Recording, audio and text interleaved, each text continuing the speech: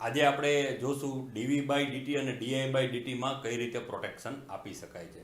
આની પહેલાંના લેક્ચરમાં આપણે જોયું હતું કે એસસીઆર પ્રોટેક્શનની જરૂરિયાત શું કામે છે.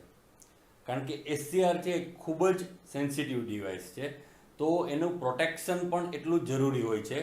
એના કારણે આપણે જો પ્રોટેક્શન ના કરીએ તો એ ડિવાઇસ ડેમેજ થવાની શક્યતા રહે અને એના કારણે સર્કિટનું જે સ્મૂથ ફંક્શનિંગ આપણને મળવું જોઈએ એ સ્મૂથ ફંક્શનિંગ મળતું નથી. ઘણી વખત ડિવાઇસ ડેમેજ થવાને બદલે હીટ લોસ થતો હોય છે, તો હીટ લોસના કારણે પણ એની સ્પીડમાં ફેરફાર થતો હોય છે અને ઘણી વખત વધારે હીટ લોસના કારણે બંધ થવાની પણ શક્યતા રહે છે. તો આ કારણે આપણે એસસીઆરના પ્રોટેક્શનની જરૂરિયાત પડે છે. તો આપણે વાત કરીએ એસસીઆરના પ્રોટેક્શનમાં 4 વસ્તુની જરૂરિયાત છે. મેઇન તો જરૂરિયાત એક ડીવી બાય ડીટી પ્રોટેક્શનની છે, ત્યાર પછી ડીઆઈ બાય ડીટી પ્રોટેક્શનની, ત્યાર પછી ઓવર વોલ્ટેજ પ્રોટેક્શન અને ઓવર કરંટ પ્રોટેક્શન. બરાબર ને? આના સિવાય આ 4 સિવાય પાંચમું છે થર્મલ પ્રોટેક્શન, કે જે ટેમ્પરેચર વધી જાય છે ડિવાઇસમાં એની સામેનું પ્રોટેક્શન. તો આ મૂળભૂત 5 મુદ્દાઓ ઉપર આપણે પ્રોટેક્શન કરવાનું છે. તો હવે આજે આપણે જોશું કે ડીવી બાય ડીટી અને ડીઆઈ બાય ડીટીમાં કઈ રીતે પ્રોટેક્શન થઈ શકે છે. તો સૌથી પહેલા આપણે જોઈએ ડીવી બાય ડીટી. તો ડીવી બાય ડીટી છે શું? તો કે rate of change of voltage. બરાબર? ડીવી બાય ડીટી શું છે? તો કે rate of change of voltage. હવે આ rate of change of voltage ઉપરથી તમને કંઈક વિચાર આવ્યો હશે કે rate of change of voltage શું છે. તો એના માટે આપણને યાદ છે કે ઇલેક્ટ્રિકમાં કેપેસિટર મેઇનલી કયા પ્રિન્સિપલ ઉપર કામ કરે છે? તો કે rate of change of voltage ઉપર. કેપેસિટરનો principal mainly rate of change of voltage ઉપર વર્ક કરે છે.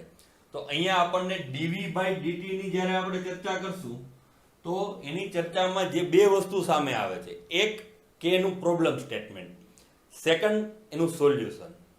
તો બંને જગ્યાએ આપણને કેપેસિટરનો પ્રિન્સિપલ જોવા મળશે. જો આપણે શરૂઆત કરીએ, આ એસસીઆર છે. હવે એસસીઆર નો સિમ્બોલ આપણને ખ્યાલ છે, આ રીતનો એસસીઆર નો સિમ્બોલ છે. આ ગેટ, આ એનોડ અને આ કેથોડ. આ એનો સ્કીમેટિક ડાયાગ્રામ. આ પી જંકશન, એન, પી અને એન આ લેયર છે, P type, N type, P type અને એન ટાઈપ.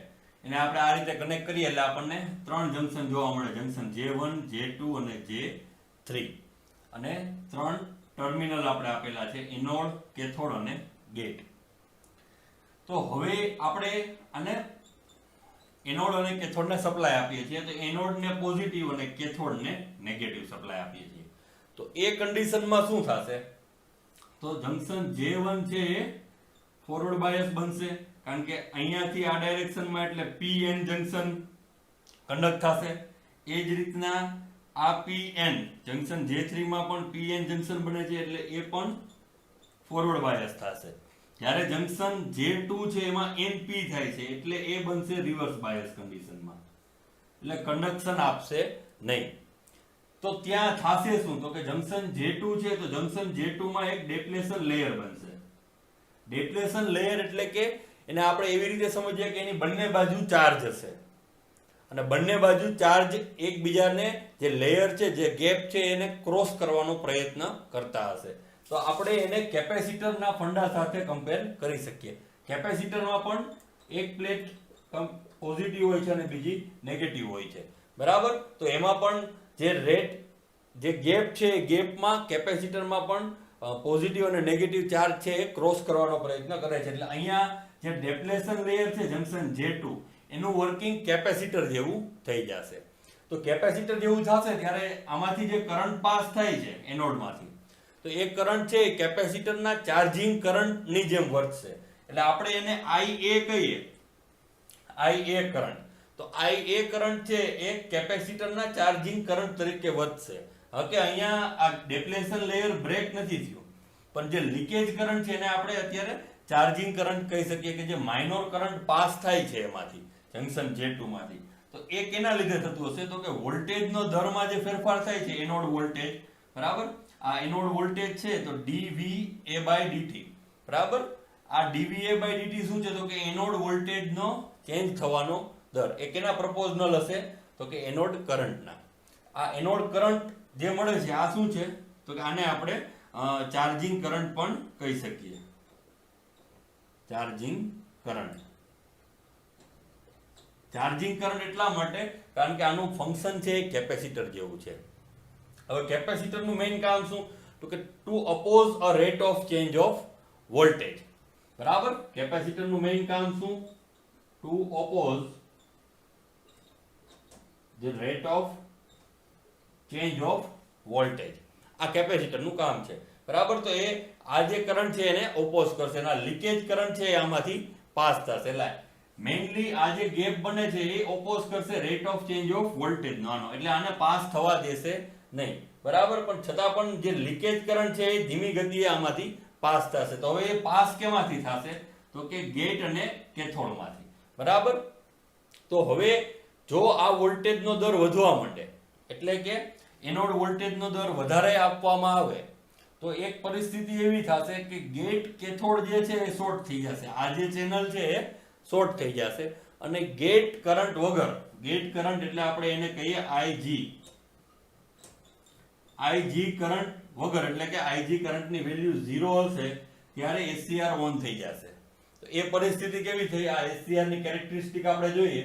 બરાબર. તો અહીંયાથી આ વોલ્ટેજને VBR કીધું છે, બ્રેક ઓવર વોલ્ટેજ.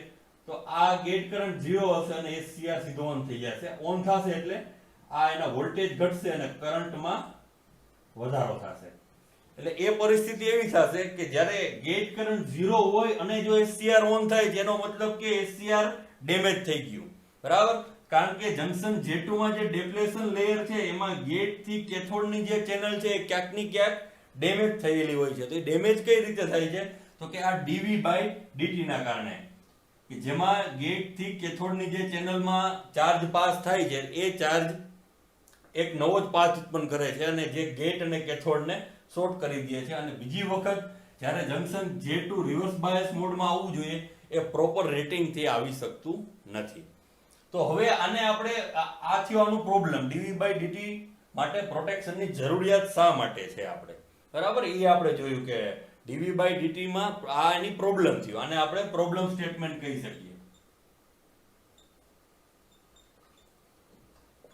આ શું થયું? આનું પ્રોબ્લેમ સ્ટેટમેન્ટ કે dV/dt માં આપણે પ્રોટેક્શનની જરૂરિયાત શું કામે છે? કારણ કે એમાં જંકશન J2 જે કેપેસિટર તરીકે વર્તે છે એ ડેમેજ થવાની શક્યતા રહે છે. તો હવે આવું ના થાય એના માટે આપણે શું કરવું જોઈએ? તો એના માટે આપણે અહીંયા આવીએ. અહીંયા જો આ SCR છે, એનોડ, કેથોડ અને ગેટ. હવે આ SCR ની એક્રોસ રેઝિસ્ટર અને કેપેસિટર જોડેલા છે. હવે જનરલી આપણે એને ડાયરેક્ટ રેઝિસ્ટર જોડવું હોય તો પણ આપણે જોડી શકીએ. આ ડાયાગ્રામને કંઈક આપણે આવી રીતે સમજીએ કે આ SCR, આ એનોડ, આ ગેટ અને આ કેથોડ. હવે આની એક્રોસ ડાયરેક્ટ આપણે કેપેસિટર જો જોડીએ અને અહીંયા આપણે સપ્લાય આપીએ છીએ આ રીતના, તો શું થશે કે જ્યારે હવે અહીંયા એક સ્વિચ આપી દીધી છે. આ સ્વિચને જ્યારે ઓન કરવામાં આવશે ત્યારે જે કરંટ છે એ ડાયરેક્ટ SCR માંથી ના આવતા કેપેસિટર થ્રુ પાસ થશે. શું કામે? તો કે કરંટ છે એ હંમેશા મિનિમમ રેઝિસ્ટન્સ વાળા પાથમાંથી પસાર થાય. એટલે અહીંયા આપણે જોવા જઈએ તો જે બે બ્રાન્ચ આપણને આપેલી છે, અહીંયા આ બે બ્રાન્ચ પડે છે, આ બ્રાન્ચ અને આ બ્રાન્ચ. તો આ બે બ્રાન્ચમાંથી રેઝિસ્ટન્સ કેનો ઓછો છે તો કે આનો. એટલે કરંટ એમાંથી પાસ થશે. કારણ કે અહીંયા આપણે ગેટને હજી સિગ્નલ આપેલું નથી અને SCR ઓન કરેલો નથી. એટલે જ્યારે અહીંયાથી પાસ થશે ત્યારે કેપેસિટર ચાર્જ થશે અને ચાર્જ થયા પછી એનો ડિસ્ચાર્જિંગ કરંટ જ્યારે પાસ થતો હોય, બરાબર, અને જો આપણે આને ટ્રિગર કરીએ તો ત્યારે SCR ઓન થાય છે.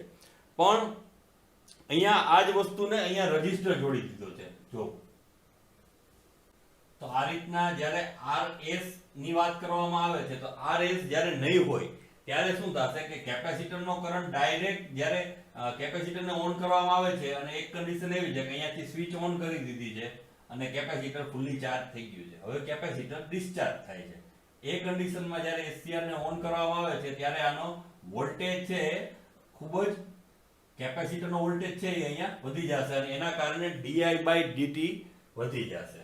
જેનો કરંટ આમાંથી આવે છે ડિસ્ચાર્જ કરંટ, એ ડિસ્ચાર્જ કરંટ છે એ વધી જશે અને એ di/dt ના કારણે SCR છે ડેમેજ થવાની શક્યતા રહે છે. તો એ ના થાય, બરાબર. એ કરંટ જે ડિસ્ચાર્જ કરંટ છે એ SCR ને ડેમેજ ના કરે એના માટે અહીંયા સિરીઝમાં રેઝિસ્ટર જોડવામાં આવે છે, બરાબર. એટલે આમ તમે જોવા જાવ તો ખાલી કેપેસિટર થી dv/dt પ્રોટેક્શન થઈ શકે ટેકનિકલી. તમને વાત સમજાય છે? ટેકનિકલી આપણે ખાલી dv/dt નું જો પ્રોટેક્શન કરવું હોય તો થઈ શકે.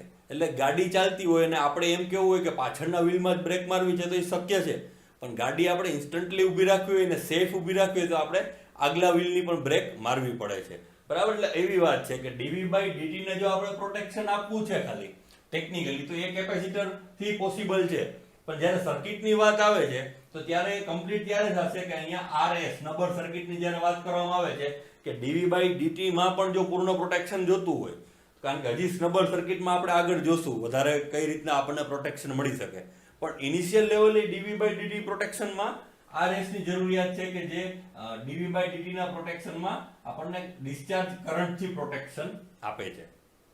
તો આના ઉપરથી આપણે સમજી શકીએ RS અને CS જે છે એ સ્નબર સર્કિટ છે કે જે SCR ની પેરેલલમાં જોડવામાં આવે છે કે જે SCR ને કેપેસિટર છે તો એ વોલ્ટેજ સામે પ્રોટેક્શન આપે છે અને જે સિરીઝમાં રેઝિસ્ટર જોડેલો છે એ કરંટ લિમિટ કરે છે અને di/dt સામે પ્રોટેક્શન આપે છે, બરાબર. પણ આ પ્યોરલી di/dt ની પ્રોટેક્શન ની વાત નથી. હવે આપણે જોઈએ કે આપણે જો di/dt પ્રોટેક્ટ કરવું હોય તો કઈ રીતે કરવું, બરાબર. આ શું કેની વાત હતી તો કે dv/dt ના પ્રોટેક્શન ની કે જેમાં જંકશન J2 ને આપણે પ્રોટેક્ટ કરવું છે અને એની રેન્જ પણ આપણને ખબર છે કે 50 વોલ્ટ પર માઇક્રોસેકન્ડ થી 500 વોલ્ટ પર માઇક્રોસેકન્ડ dv/dt ની રેન્જ.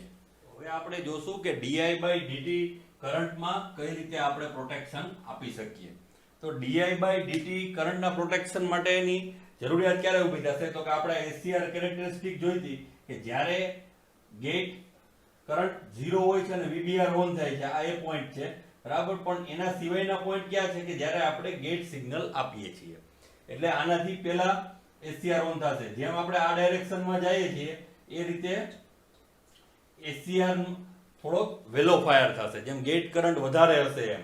તો જ્યારે ગેટ કરંટ આપણે આપીએ છીએ અને SCR ફાયર થાય છે ત્યાર પછી જ કરંટમાં વધારો થાય છે SCR માં. આ કયો કરંટ છે કે જે કરંટ SCR માંથી પાસ થાય છે અને આપણને કરંટ મળે છે. એનો મતલબ કે SCR ઓન થઈ ગયું ત્યારે એમાંથી જે કરંટ પાસ થાય છે એ કરંટ એ di/dt ને સમકક્ષ હોવું જોઈએ, બરાબર. di/dt છે શું? આપણે di/dt જે વાત કરીએ છીએ, બરાબર. તો di/dt આનું રેટિંગ છે ડિવાઇસનું, બરાબર. કે ડિવાઇસનું એક di/dt વેલ્યુ ફિક્સ હોય છે કે જેની વેલ્યુ સરેરાશ 20 એમ્પિયર પર માઇક્રોસેકન્ડ થી 500 એમ્પિયર પર માઇક્રોસેકન્ડ જેટલી લેવામાં આવે છે કે જેમાં આ રેન્જ થી વધારે કે ઓછું જો હોય di/dt તો એ ડિવાઇસને ડેમેજ કરી શકે છે અથવા તો અંડરલોડ ઓવરલોડમાં કન્વર્ટ કરી શકે છે. તો હવે આપણે એ જોઈએ કે જ્યારે SCR કન્ડક્ટ થાય છે ત્યારે શું થાય છે તો કે જ્યારે SCR ઓન થાય છે ત્યારે કરંટ છે એ ગેટ થી કેથોડ તરફ પાસ થાય છે, ગેટ કરંટ. તો આ ગેટ થી કેથોડ તરફ જે ચાર્જ ઇન્જેક્ટ થાય છે, આ ચાર્જ ઇન્જેક્ટ થવાનો જે દર છે એ દર એટલે કે rate of change of charge કે જે ચાર્જ ઇન્જેક્ટ થાય છે ગેટ થી કે ચેનલમાં, આ ચેનલમાં જે ચાર્જ પસાર થાય છે એનો દર છે એ di/dt નો જે દર છે di/dt રેટિંગ એના જેટલો અથવા તો એનાથી વધારે હોવો જોઈએ, બરાબર. આ જે દર છે એ di/dt જેટલો અથવા તો એનાથી વધારે હોવો જોઈએ એટલે કે ઇન્ટરનલ di/dt. આ જે di/dt છે એનું રેટિંગ છે બરાબર. હવે એની સામે જો આપણે પ્રોટેક્શન લેવું હોય ડિવાઇસનું, તો ડિવાઇસની અંદર જે di/dt ઉત્પન્ન થાય છે કે જે આપણે ટ્રિગર કરીએ છીએ અને જે ચાર્જને લીધે જનરેટ થાય છે, તો એની કિંમત છે એ di/dt જેટલી, ક્યુ તો કે બારનું એનું રેટિંગ છે એના જેટલી અથવા તો એનાથી વધારે હોવી જોઈએ. જો એવું ના થાય અને એનાથી ઓછી વેલ્યુ આવી જાય તો di/dt ને લીધે SCR માં હોટસ્પોટ સર્જાય છે. અહીંયા શું સર્જાય છે? હોટસ્પોટ સર્જાય છે, જેને કારણે થોડાક સમયે જો વધારે હોટસ્પોટ સર્જાય તો ડિવાઇસ જે છે SCR એ ડેમેજ થવાની પણ શક્યતા રહે છે. તો હવે આપણે વિચારીએ કે આ જે કરંટનો ફ્લો છે, તો કરંટના વધારાને આપણે કઈ રીતે પ્રોટેક્ટ કરી શકીએ. તો એના માટે જે સર્કિટ ડિઝાઇન કરી છે, સ્નબર સર્કિટ, એમાં આટલો ફેરફાર કરવામાં આવેલો છે. એમાં SCR ના સિરીઝમાં ઇન્ડક્ટર જોડવામાં આવેલું છે. SCR ની સિરીઝમાં ઇન્ડક્ટર જોડી અને આપણને પ્રોપર di/dt સામે પ્રોટેક્શન મળી શકે છે. આમ તમે જોવા જાઓ તો ઇન્ડક્ટરનું કામ શું? તો કે to oppose the rate of change